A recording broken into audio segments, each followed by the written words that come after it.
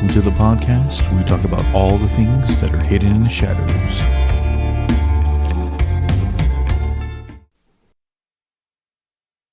This is Isaac. And this is Megan. And on this bonus episode, we're joined by Liv and James from Send the Booze podcast.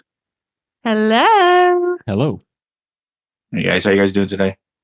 We're very well, thank you. Very good. I've literally just got out of the shower, so I feel clean, I feel cleansed.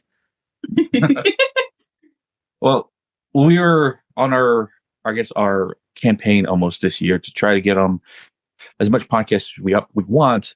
A few other podcasts besides yourselves asked us if we would do a episode swap, which we something we never did before, other than I think with Total Conundrum. Yeah, we did with them, and you guys are doing it with us. So we were like, it's a new concept for us, but we like the idea. So, but what is your podcast all about for people who don't know? Oh, shall I go? You go. Hello there. So our podcast is called Send Booze, and basically the premise is I'm a believer. James is sort of a skeptic. Mm-hmm. I haven't had anything happen to me, so I think I'm going to have to see something until I'm like, yeah, it's all real. Yeah. But I don't mess around with it. You're very like Ouija boards. No, I love. not for me. No, we're going to hear them. And every episode we dive into like a certain topic, be it poltergeists, urban legends of certain countries. Aliens touching people's butts. Yes, which we haven't discussed yet. No, we haven't had any alien stories yet, but I'm waiting for them. And when they come, we're ready. And then every episode at the end, we talk about a viewer or a listener's sent boo. So experience that they've had. And we talk through it about them. Yeah, it's fun. It's a good time. It's a good laugh. Yeah, I could send you a good 50 stories. That would be fantastic. When we run out, we'll give you a message. Yeah. And I would still have a lot more. And that's just me. Megan, of course, fills out the other giant side of the novel with hers. Oh my God. But no, it was interesting. I always like to know about more paranormal podcasts out there and stuff like that. But why did you guys choose specifically the paranormal to talk? It's something that we've been together 15 years now. Mm-hmm. We've always loved that kind of spooky side of life. I definitely get it from my grandma. My grandma passed away 4 years ago now, and she was very spiritual, loved the paranormal. I'd often walk into a house, she was making her own Ouija board. So that's when you know shit's about to go down. Mm-hmm. So I get it from her, definitely. And we were told, we've wanted to do this for years, really. We just didn't know what about. And then you were going to you used to do it on YouTube on your own, didn't you? Send Booze. Yeah. And you were like, I want to turn it into a podcast. And I was like, oh, I'll be like your producer off camera. And then we bought 2 mics and now I'm here. Yeah. So. That's good. When involving yourselves in the podcast, the paranormal world, do you guys consider yourselves spectators or do you get into the game? We've never had the opportunity to really delve into the game yet, which is kind of sad. I'd love to, more than anything, dive deep into the world of the spooks. But you're like... Yeah. As long as it doesn't come into our house, I'm fine. I always ask because a lot of paranormal podcasters I've talked to, they're like, I like talking about it, but I don't want to experience anything personally. I don't want to go get touched or grabbed or pushed or anything. So I always like to ask. Yes. So, no, definitely more spectators. You're saying that I'd love to get touched. Not in the butt, though. No. Just putting it out there. And how long is the podcast going to be going on? October last year. Yeah, so not very long at all. We're already on like episode 20. This will be, I think. Yeah. Next one will be. Oh, right. Oh, the baby. Yeah. We started around the same time in 2020. I think June of 2020 we started. Nice. Yeah, with the pandemic, but most podcasts did at that time. But we were able to survive outside of it. Yeah, fantastic news. A lot of people stopped as soon as lockdown finished and stuff, didn't they, where the real ones carried on. Yeah. Do you guys have a favorite subject to talk about? It always recurs on your episodes. Oh, I'd say more like ghost spirits, things like that. We seem to go more towards those kind of stories, don't we? Yeah, I would like to talk about more about demons, to be honest, but that shit is kind of scary. Yeah. All right, Like, that's I kind don't of wanna mess with that. no. We dabble with cryptids and aliens and sometimes conspiracy theories, but no, we keep mostly in the paranormal world. Yeah, definitely. Now, I guess the topic that we discussed, I really want to talk about urban legends and stuff like that.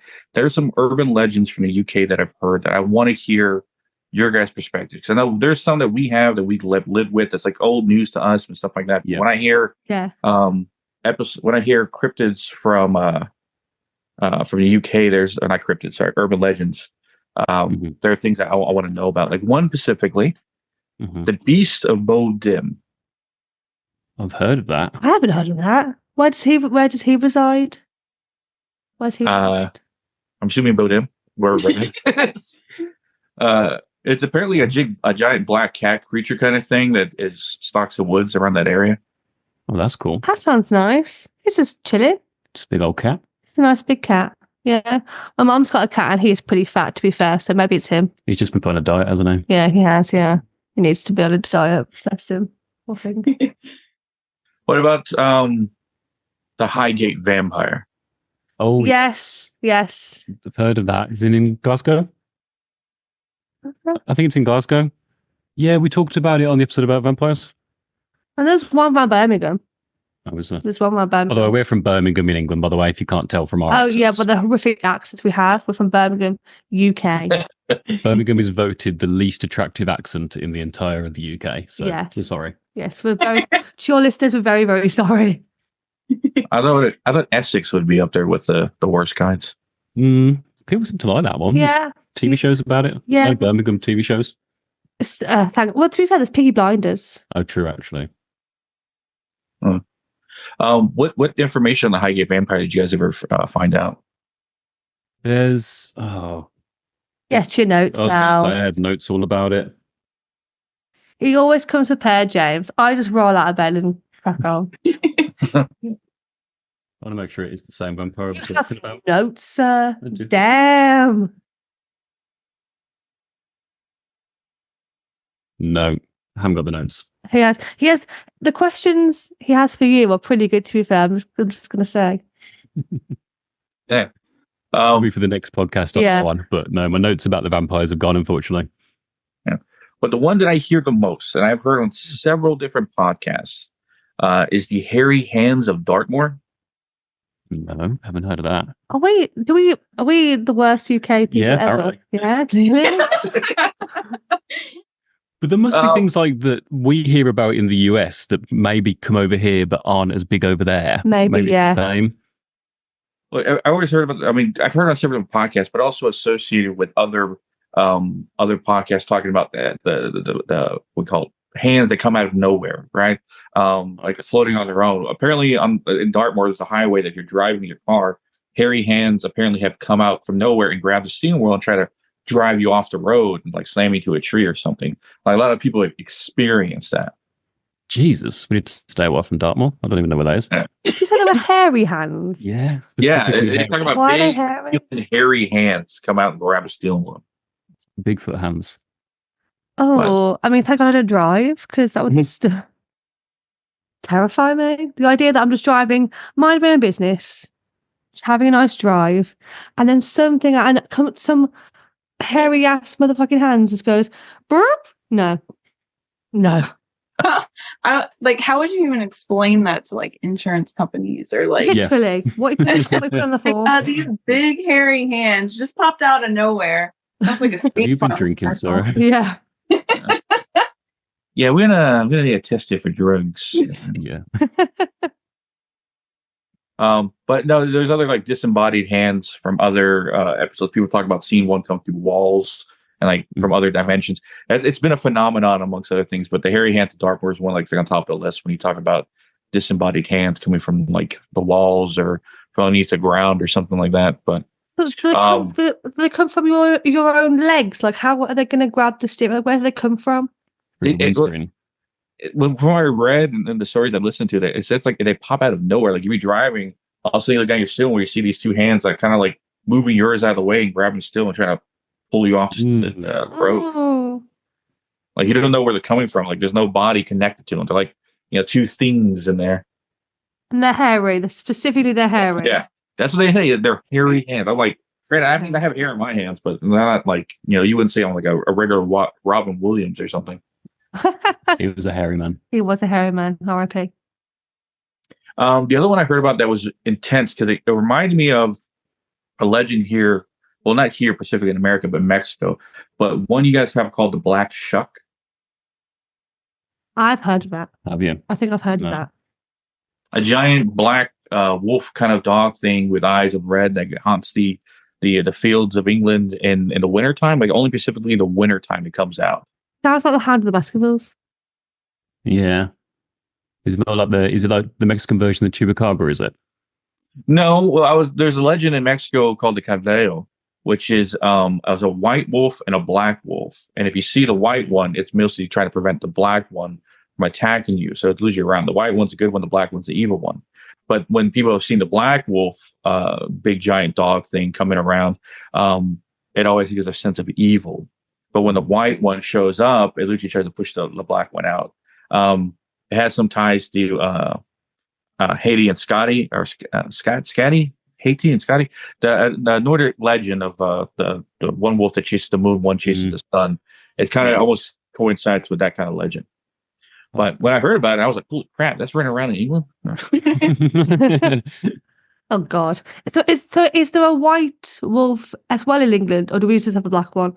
No, you just had the black one. They remind me Wonderful, of Okay. great, yeah. No great. good dogs here. Great. Great, no, fantastic. So we're all gonna die. Wonderful. Well, one of the others that I heard about, because I've heard the name before in punk songs, but I didn't know it was actually a UK urban legend. Spring Hill Jack. Oh yeah, that's is also called Drunk Jack, Are you thinking of the pumpkin one. No, that's Jack-o'-lantern. That's it. That's Not the same thing. I don't think so. Is it? It's the guy who. Is it why jack-o'-lanterns are called jack-o'-lanterns? So it's completely different. No, that's the American legend. With I forgot. Dublin Island. It wasn't Spring Hill Jack.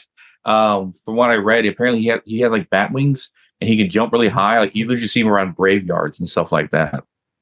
Oh, But I've heard of Spring Hill That's just Jack, James when he's having a good time, Yeah. you know. but I always thought it was linked to the Jack-o'-lantern one. No, No. it's so Mixed he up has. legends. I love how you're telling us these urban legends, and we've heard none of them. No? I looked at like UK's most popular urban legends, and these are the ones that came up. And I started finding other What stories. website were you on? I think we're finding out these guys are veterans of the game. We're newbies. Okay. But we live. So- we live in I UK know, but I mean of the paranormal. of the paranormal. So we're going to absorb everything we can from you and learn from like you today. sponges. This is a lesson today, not a podcast. Yes. Well, what's urban legend that you guys like know like the back of hand? Like, if you heard since you were kids. There's all obviously Nessie, Loch Ness. Nestie's a classic.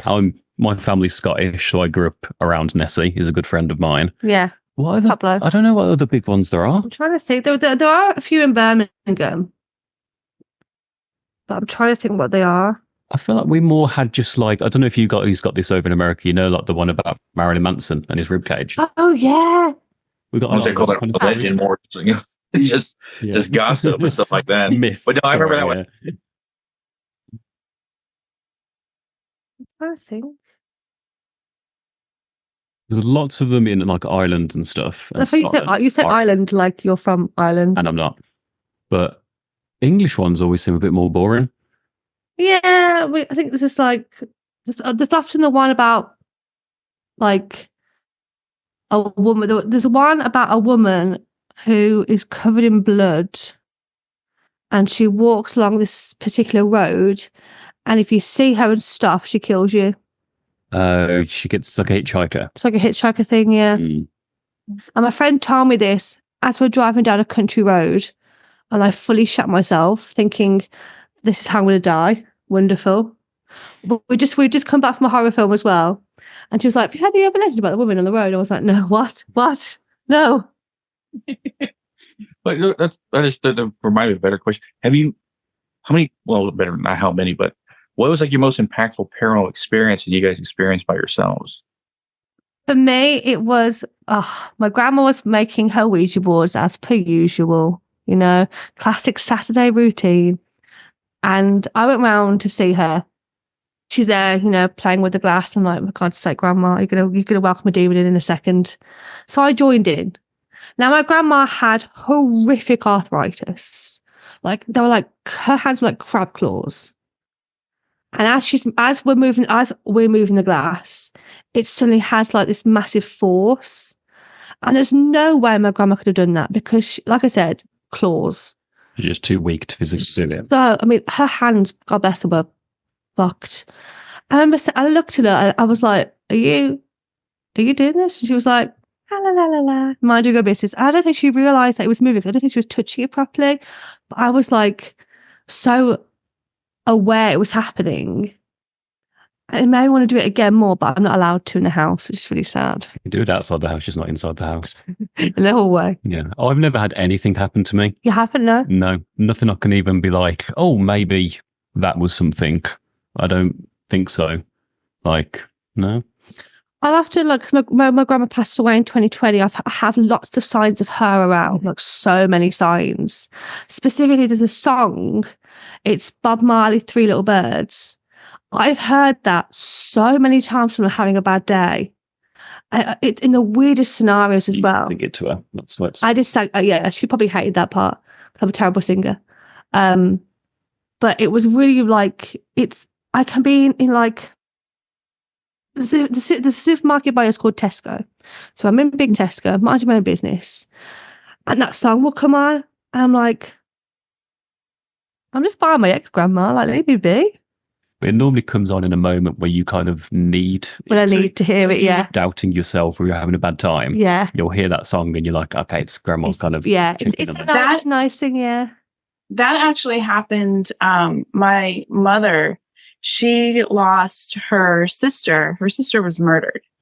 And I'm so sorry. I don't know, it's but she has the same thing. There's a specific song that she hears that she would bond with her sister over. Yeah. And sometimes it'll be randomly in like a Walmart or a completely different radio station that wouldn't be, because it's like an 80s song that wouldn't be Not a new song. Yeah, exactly.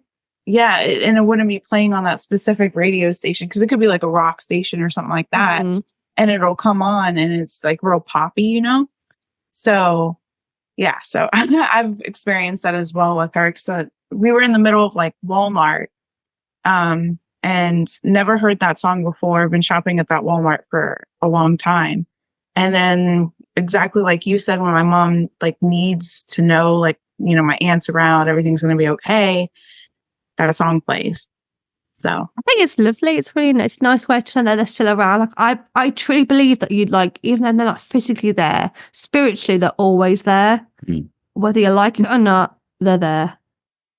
I think it's really nice to have that reminder that, even in the times you feel so alone, they're still looking after you. Yeah, not my personal experience. My experiences have been far more different from most people. There we go. Here we go. That's for another time.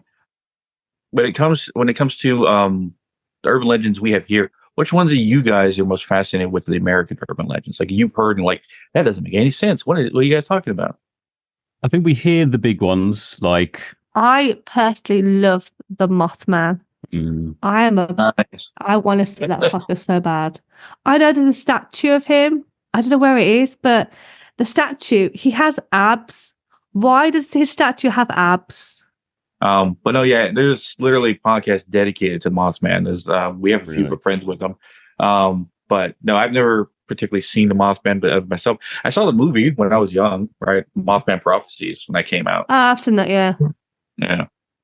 But the one that's new that I was looking up, like American Urban Legends, Slenderman.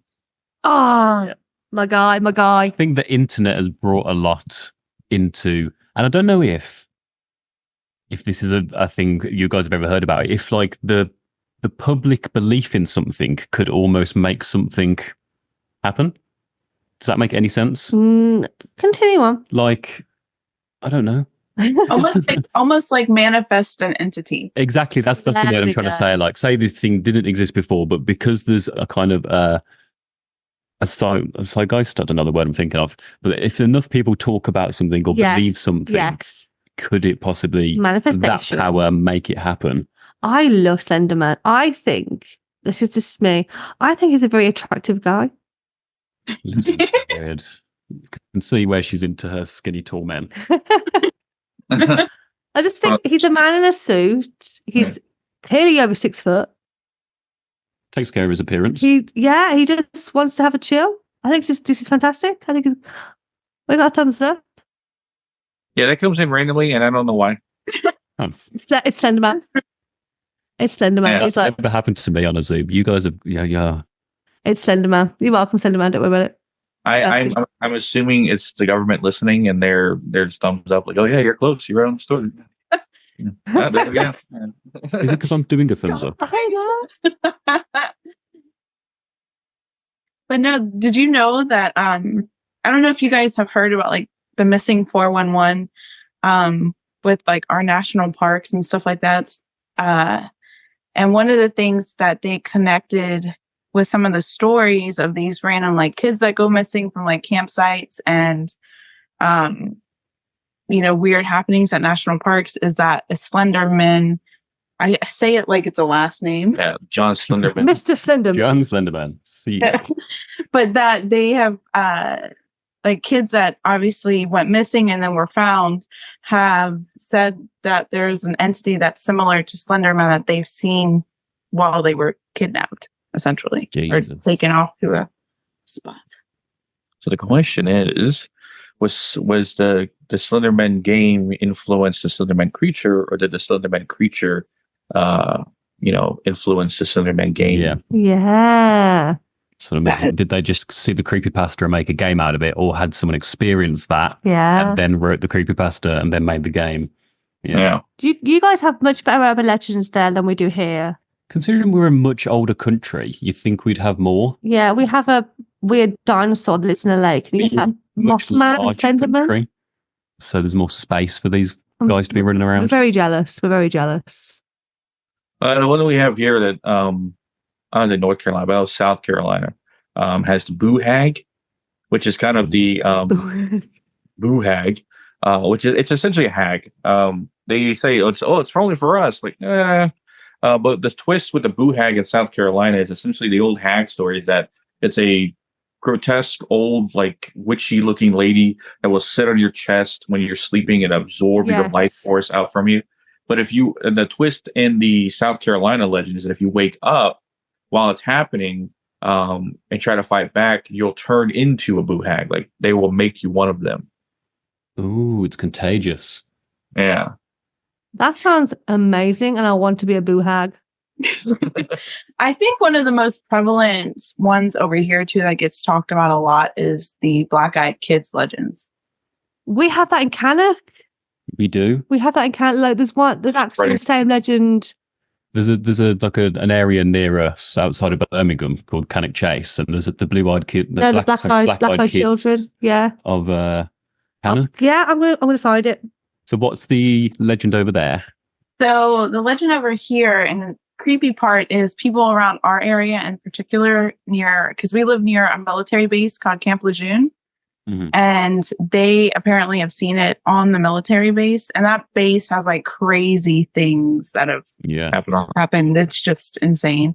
But apparently, like they'll come up and they'll say like they need something, like they'll knock on your door and say, hey, like I'm cold. I need to call my parents. And, the person answering the door says like they have an intense fight or flight feeling and just like a bad feeling in general, like don't open the door.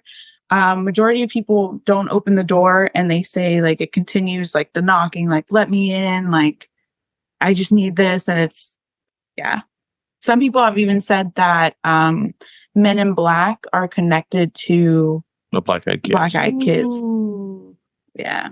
like that when the kids were let in, right? Well, the famous story that we have here happened in the 1950s, I think, or something like that, with this family, and the kids came to the door. They had their faces down. There's a boy and a girl around the same age, like 7 or 8, and they asked, "Can we come in and call our parents and stuff like that?"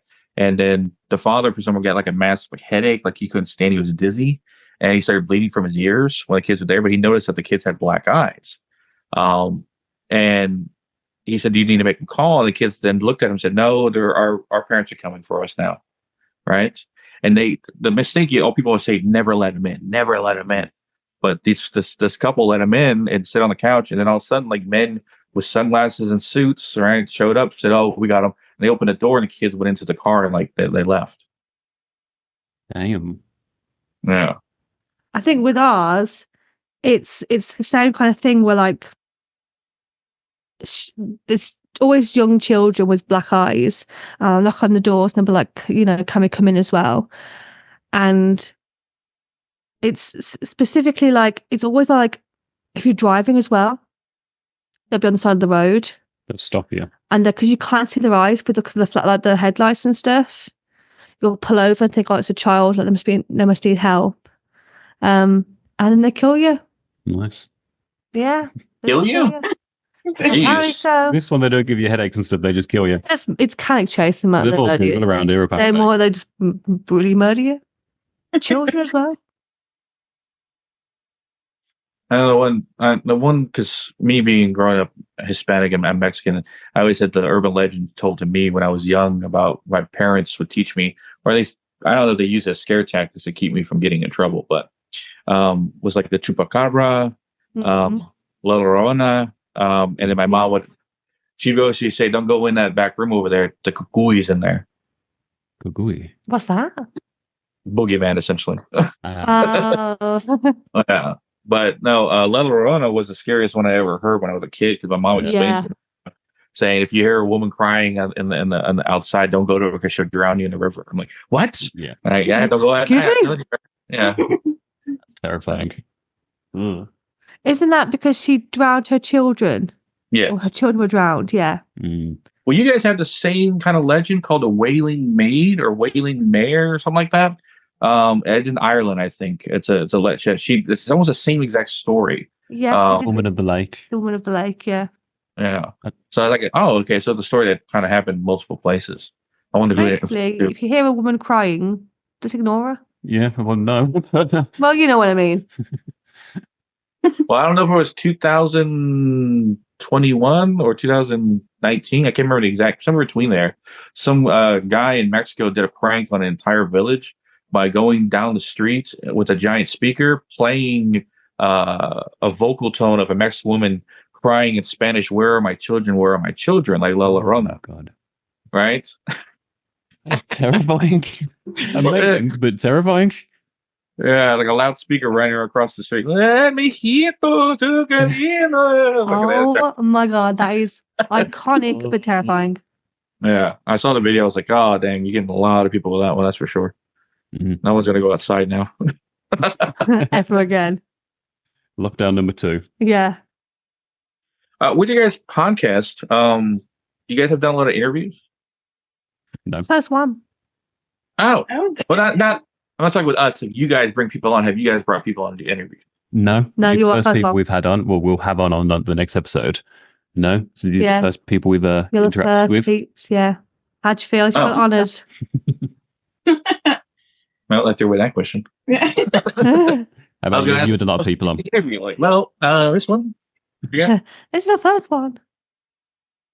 No, we find with talking about the paranormal, we've been doing it for a while, but the whole reason we kind of started was because our experiences. So we want to talk about, plus our conversations at the end of the night were always weird. So we kind of just created our own from that. But Oh my God. Another couple who has weird nighttime conversations. Mm. There's nothing I love better than when James is about to fall asleep, asking him the weirdest questions. I think there's more experiences they had during the day, not if I was a worm, would you love me for? But that, yeah, just want to know. But we find with the more that we've gotten into the paranormal, the more things happen to us. But do you find it like after you guys talk about a certain subject, some weird feelings or like almost the energy changes in your room when you guys are recording? The light. Yeah, at the end of the last episode, I can't remember what we were talking about. I'll find out. But it was like the moment we said something like, oh, that will never happen or whatever, the light, which is literally above us, just flicked once. And we both just kind of went, okay. And then we ended the podcast and I didn't realize we were still recording actually. And we were going, that's so fucking weird. And then it flickered like twice again. And we were like, okay, what the fuck? We need to get out of here. It's about Ouija boards. We were talking about the story she told you just about your grandma. Yeah. Yeah. We were talking about that, weren't you? Yeah, the light flickered. I was like, oh, Yeah. hello. It's not like It's never flickered before. But we live in quite a new build flat. So there's no way it could be haunted. No. Unless someone has It's come literally, in. this building got built like 10 years ago. Yeah. It's strange for England. Most of the stuff's very old, but this is a very new building. But yeah, that's the only thing I've ever had. Also, we have a ghost. Yeah. For audio listeners, it's a ghost plushie. Like, what are you looking at? That's cool. I have a little light up Boo Ghost from Mario. Oh, nice. I bet your house is like amazing. I bet it's spooked out. I'm just trying to see what's on that shelf behind you. Oh, that's not my doll collection. Aw. That's Megan's grandmother. We live with her at her home here in NC, and she's 88, so we're kind of helping out with a lot of things. Yeah. But that's her doll collection. People have asked when I've done interviews, are those dolls haunted? I'm like, no, I've made very sure that they're not. Yeah. How about you? Do you find after you've spoke about something on an episode that it's kind of inviting that? I think with myself, having certain abilities and stuff like that, in the psychic realm, that certain things will actually stop me from talking about things. Because I also, when we like talk about certain subjects, I'll throw in what I get from it. Like if it's a location, because sometimes when I research, I channel, I just automatically do it, and I'll write down like what I get and share it on the podcast. And there have been times where the stuff, like when I channel, the best way to describe it, especially in the very, very beginning when I didn't have a lot of control over everything, it was like I was putting a fishing line out and sometimes spirits would follow back on the connection. And we actually had a couple times where I channeled so hard into a location that we had a spirit follow back and was leaving EVPs on the episode. Yeah, that's another thing too. In the beginning of our podcast, we had a lot of EVPs. Have you guys caught any through we guys noticed when we were recordings that you might have like a voice in the background? Some other podcasts have had it. I edit the podcast. I haven't heard that yet, no, but that would terrify the shit out of me. I imagine. Yeah, and Best thing ever. Once I started protecting and like learning about protection and stuff like that, then a lot of the EVPs died down because I was able to like put a kibosh on Stop like, it all. things coming through. And then Isaac, with his ability, kind of helped that out too. Mm-hmm. But the reason I ask is I've noticed with some other podcasters that they theorize talking about a certain subject or talking about an entity particularly might draw them in. Like they're hearing, oh, someone's talking about it, and they're gonna go see what it is. And because I've heard other podcasts like they're talking about something like a demon specifically, maybe the Ouija board demon Zozo, and all of a sudden like things start happening in their location where they're recording. Like, guys, things should stop already. They're getting freaked out. Oh, great! So we've got Zozo in the flat now. Yeah. What? It just reminded me. Why did your grandmother make Ouija boards? We don't know. Back in the day, my granddad passed away the year before I was born. So she started using a Ouija board to try and contact him. And my mum and my mum's brother would do it with her as well. It was like a family affair, you know. Some people have game nights. They had Ouija board nights. You know how it is. And that's how it started. And then my mum banned Ouija boards from my grandma's house because she was like, I don't want you contacting spirits when you're on your own because it's not safe. So she resorted to making her own out of paper. That's one way to do it. I've heard lots of people do that. I don't know if that would work the same, but Yeah, it does. Well, we've had our own opinion of Ouija boards, and it's not. We always tell someone it's unless you're doing it correctly and know how to properly handle it. It's only one way you can get away with it without having any kind of consequences. Yeah. But I've always told everyone, I've always told everyone it's not essentially the board itself; it's the act of what you're doing. You can make one out of cardboard, and get the same results. I remember one time in high school, a couple kids started making one in class. I don't know why the teacher was like, "Oh yeah, just go ahead, just do our thing," So they were doing it, and my mom was, because she had her own like crazy, like more of a dark natured encounter with a Ouija board. My whole family, like down the line, has tested Ouija boards, and some of them have had like really bad experiences with it. But so these kids were making the Ouija board, and stuff came through, and I kind of sat on the sidelines because I was like, oh my god, if my mom found out, if I had to go home and tell her, I was doing this, she would yell at me. So I managed to I had my headphones in because I didn't even want to hear like what they were talking about, because I didn't want to channel, because at that time I had abilities and stuff and I didn't have control, and I just didn't want to like tap into that. So they got a name, and I went home and I told my mom about, these kids were doing a Ouija board in class, and she was like, "You didn't do it, did you?" And I was like, "No, but I was weird. I heard this name and I kept repeating it throughout the day. Like I kept hearing it."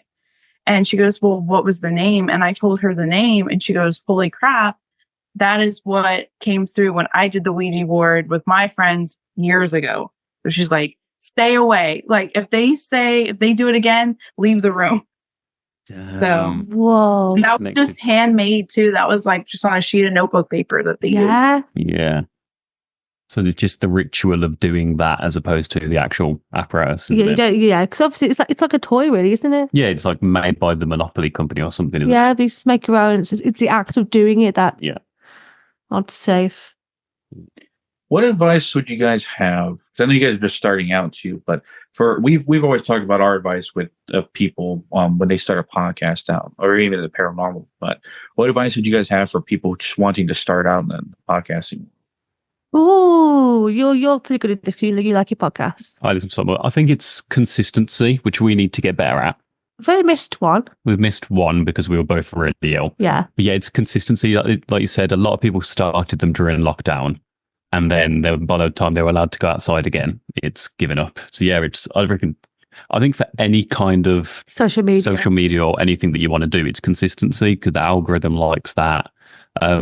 We've been trying to use like TikTok and Reels and stuff a lot more to like promote it. That's why we normally do record a video of the episode, even though we don't put a video out, just to use for clips and stuff. We will probably eventually use a video form.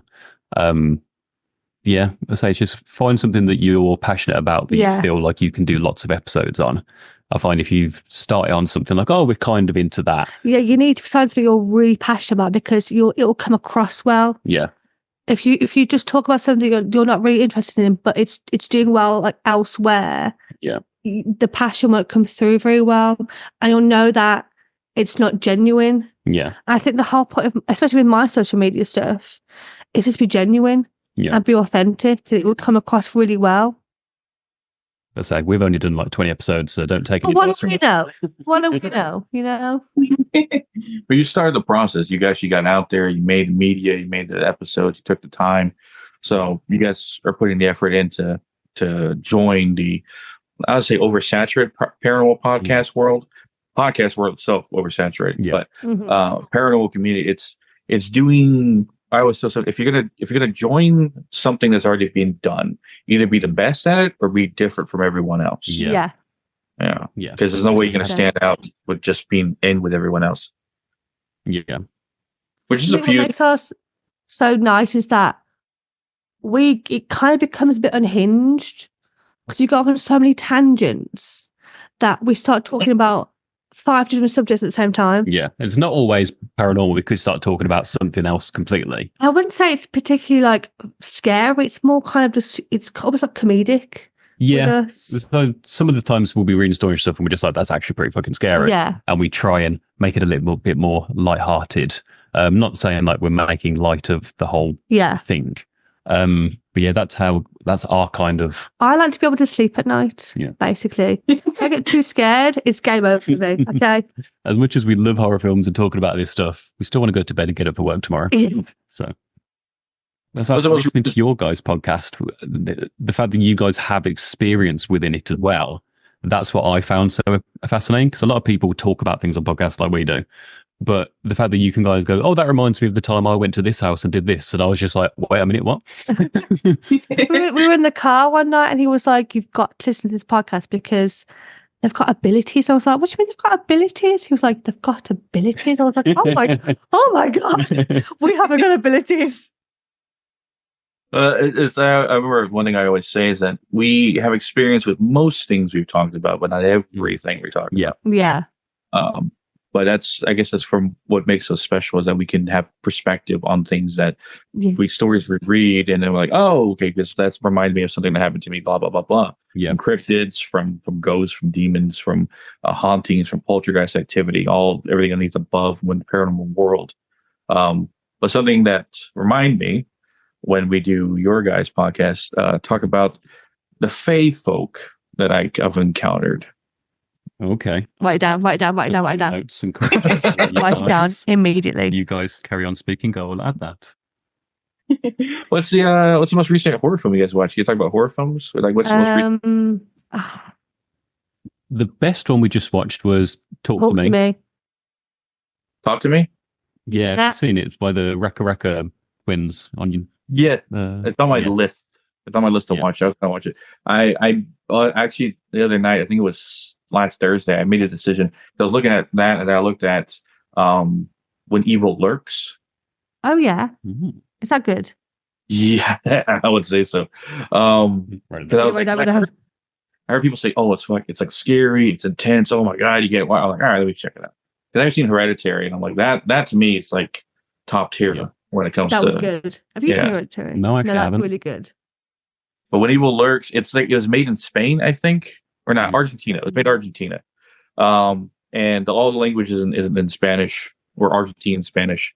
And the whole premise is that it's in a world where demons possess people, but they use the vessels that they possess to generate an entity from it. Like a child would be born from somebody. And it's not essentially possession like it's jumping from body to body. It's like a disease. Like if you come in contact with what they call a bloated, it'll like the disease will attach to you, and then you start becoming influenced by demons as well. And it's like affected by the demon. Yeah, and you can't if you shoot them or like kill them with like to conventional weapons. You're basically just helping it release faster. It's always horrible when they give them like. In the films and stuff, just like, oh, by the way, you can't kill this, otherwise it just makes it stronger. You're just like, oh, fuck then. Yeah, well, I'm fucked. Yeah, it was a pretty intense movie because some scenes were like really fucking gruesome, like out of nowhere. Like I didn't know you were watching, like awesome, like that just happens. You know. There we are. What's the best horror film you've ever watched? The one that scared me the most when I was younger, and I was like 16, 17, was of course what I'm wearing right now, The Exorcist. Oh yeah, nice. Right? That one because it was like they made us in the 60s when I was watching it. Some of the scenes were like way past from the time, so that was like that's something not normal with that. Yeah, it's all the practical effects and stuff just make it really cool. She walks back like a crab. I would say maybe not the best horror movie, but the movie that had like a lasting like holy crap thing for me was probably the Blair Witch Project. Same. Because I watched that really young, and my parents tricked me because I was like, I'm old enough to watch horror movies. Like I got this in the bag. Like, don't, And they go, okay, well, this one is actually a documentary. Let's see if you could get through the documentary first, and then we'll let you start watching horror movies. So they let me watch it. And yeah, I literally for the longest time thought it was a documentary, and Literally saying. Because I got was told the terrified. story of the Blair Witch Project without watching it. I was at like a Cub Scout camp, and some kid just explained it to me like it was almost like a folktale. He didn't tell me it was a film. So I was in a tent in the middle of the woods while they're telling me the story of the Blair Witch Project. So I didn't sleep that night or the next No. night. And then it was literally like probably a few years later, and everyone was like, "Oh, have you seen this film, The Blair Witch Project?" And I was just like, "Oh, fucker, you got Yeah. Yeah, Well, it's funny is that movie came out at a time when the internet was just starting to be born. There were no message boards. There were no Facebook. There was no social media whatsoever. So the movie spread by word of mouth. And even I remember when I was in shit, I was middle school. Yeah, middle school. And when my friends told me he watched, like, dude, this movie came out. There's people, they found the film, Paramount made it, or they found the film in the woods. Oh, these three guys, three people that got killed in the woods or a witch. I'm like, what were you talking about? Like, it's fucking scary, man. I don't know what's going on. Like, I never was able to go to the theaters and watch it because I was too young. My parents like, nah, you're not going to go watch that movie. But every impression I do of my dad, I do in his accent. So he'll sound like this when he talk to someone. But I remember I finally came on DVD, it was DVD, and I watched it. And I was like, holy crap! I was like, it was freaking me out. I was watching it the whole entire time. I think my brother watched it with me. He's like, was this real? I was like, I don't know, man. Like, that can't be real, right? That was at a time like, was it real? Is it not? We don't know. Are they really showing this stuff? But funny enough, there is a movie that I have been looking for years. I don't know if you guys ever heard of it or ever saw the preview for it. I forgot which horror movie I was going to watch. I want to say it was Rob Zombie's Halloween. When I watched it in theaters. I remember my brother watched it, and they had a trailer for a movie where a serial killer, a murderer, found footage, like first like shot, would film himself killing people, like killing women. Like I remember one of the scenes where he was chasing this woman in her house, and he was recording it, and he finally caught up to her, and you can see him like literally trying to kill her and stuff like that. And I was watching it thinking to myself, and they talk about, oh, these films are tapes put together by a famous serial killer, blah, blah, blah. And I was like, and I thought to myself, are they really going to this point of horror where they're actually using real footage from people being murdered? Yeah. And then I never saw a trailer again. Never saw the movie again. Never heard anything about it. Never. The closest thing I have to it sounding similar is the Portuguese tapes. There was like, it's a real like, put together movie. People say it's like the scariest thing ever, like the Portuguese tapes. And I watched it. I was like, is this what I saw? But that Portuguese tapes came out in like 2010 to 2000, no, not 2010, like 2013, 2014. And what Rob Zombie film was like 2006 or 7. I can't remember when. Yeah. But I was like, that can't be it. But that was the closest reputation I could find for it. And what that movie was called and where it was, I don't know. I feel to me like I saw something maybe from another reality and it's bleeded in. And I just saw that trailer and now it just disappeared like a we call it a Mandela effect or something. Yeah. Oh my God. The Mandela effect was always fucked me up. Yeah. It's also confusing for me, some things, though, because I grew up both in England and in California. So there's some things that I think are a Mandela effect, but it turns out it's just they're branded different in England and America. Yeah. So. James will also, it's very Brummy, but still says American words. Yeah. Which American words? So I think things like vitamins, sidewalk, things like that, or just in an American... Trash, elevator. Yeah. Because I grew up in America when I was in like first grade. So I was born in California, actually, but then we came back with my mom when my mom and dad got divorced. But then I'd lived here for 6 months, there for 6 months for like a little bit of my childhood. So I think at like that age is when you're learning words. It kind of got ingrained in me, both ways of saying it. It's just very funny. As a very thick Brummy accent, he'll be like, "Do you mind taking the trash out?" And I'm like, "The what?" Yeah. You mean the rubbish? That's funny. I guess if you were talking to someone there, they might think like, "Are you an American putting on an accent? Where are you from?" Yeah. Oh, it gets a bit confusing. Well, guys, I say tomato. You say tomato. Tomato. Tomato. It all depends on where you're from. I was gonna say, all right, guys. We have more time for your guys' podcast. That's I suggest people to look up for it. We're gonna wrap it up here with you guys. Where can everybody find you? You can find us on TikTok, Instagram at SendBoozePod.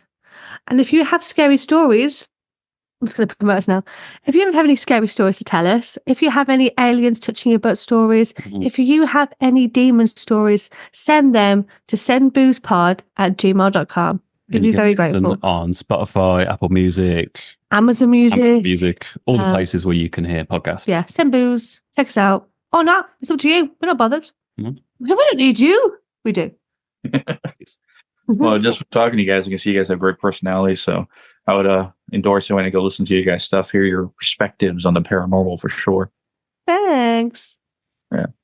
But for everyone else, as always, guys, you can catch our social medias at Hidden the Shadows Podcast on Instagram, Hidden the Shadows 6 on X, Hidden the Shadows Podcast 2 on TikTok. For links to all the social media ways you listen to us at hiddenshadowspodcast.com.